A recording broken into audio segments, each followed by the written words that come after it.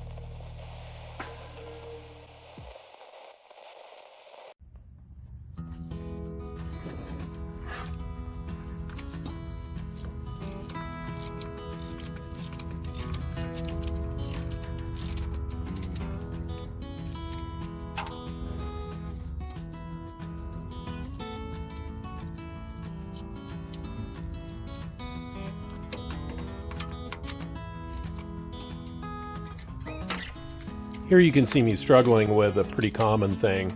The bolts that are in tight spots, you can't really get the head of a long socket in there, so you got to use a wibbly wobbler.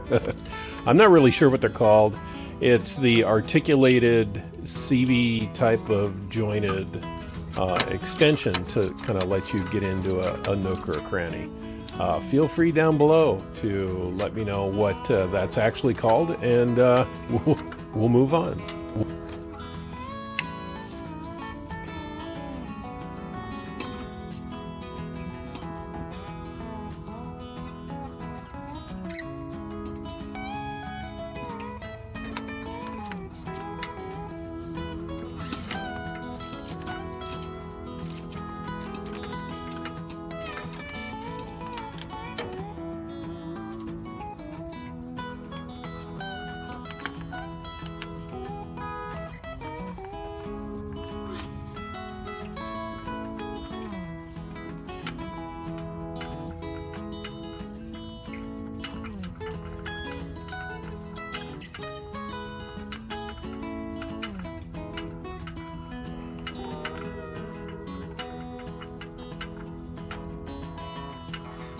Now on the end of this, there should be an arm that rides on a centric that sits on the end of the cam. Boy, that is just a long one. There we go. Alright, there's our fuel pump. Nothing special actually. Looks like pretty much a standard one. A lot of these older ones used to have a top one too that would generate extra vacuum. But, you know, this is 1958. Some of the stuff I'm used to dealing with is earlier 50s.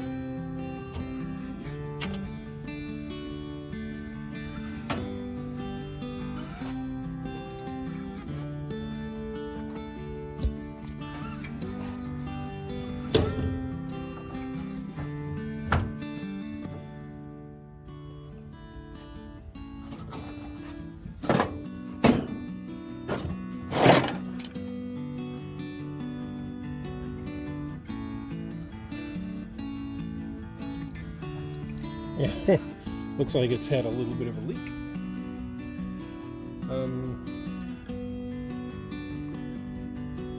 All right, let's keep going with our water pump.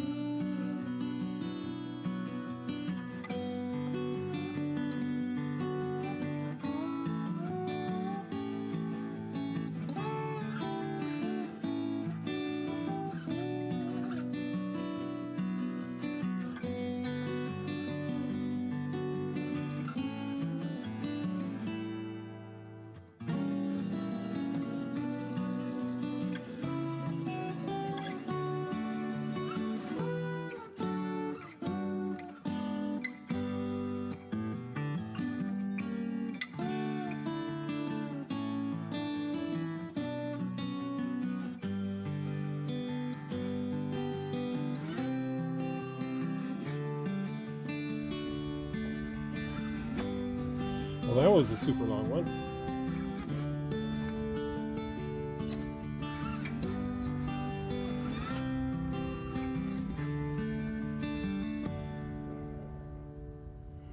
All right, looks like 3 more.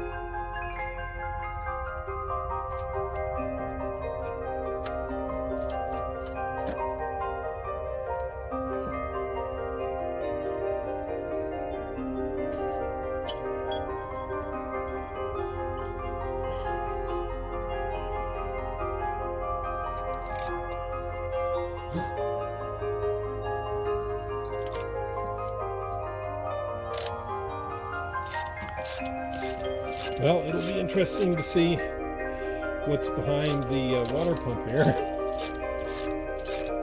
What condition it's in.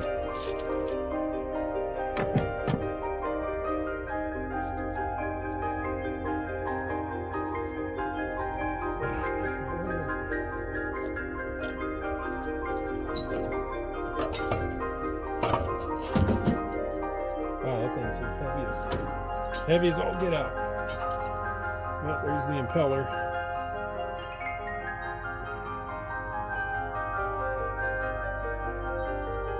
All right.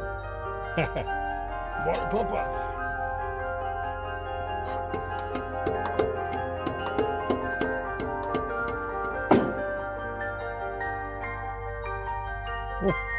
Inside of the pulley.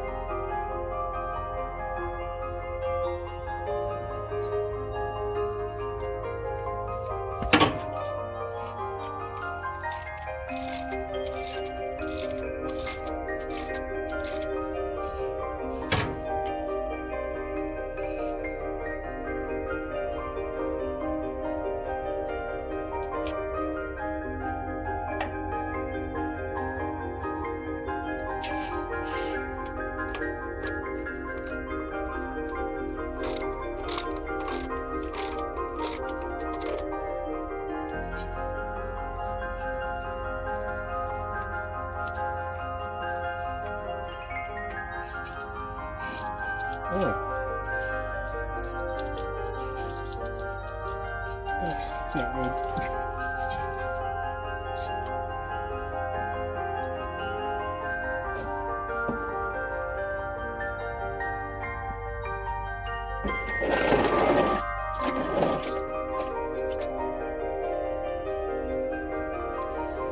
All right, we're gonna clean up on aisle 3, right?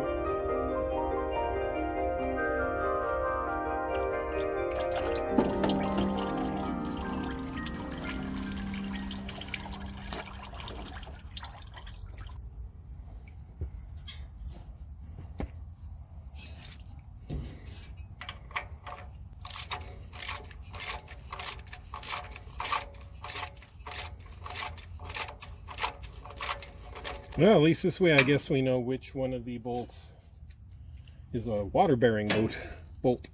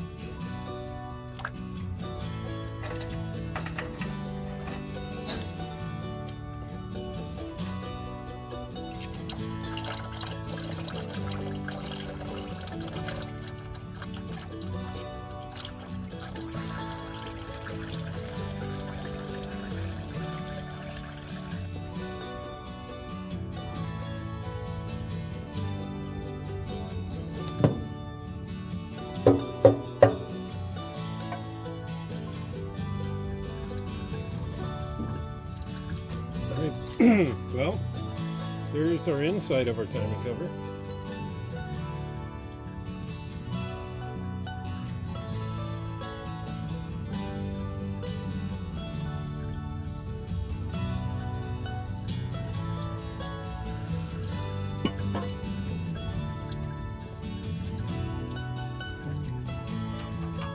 Ooh. Yeah, that timing chain has seen some better days.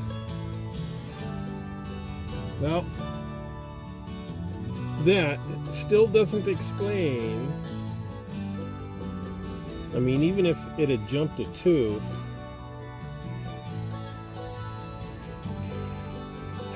well, if it had jumped enough teeth, it could have driven valves into the top of the pistons. Okay, something to take a peek at. Timing chain. Now, if I give this a little bit of a smack to tighten it up on this side, you can see that our cam does move, and we do get movement in here, just slightly. So,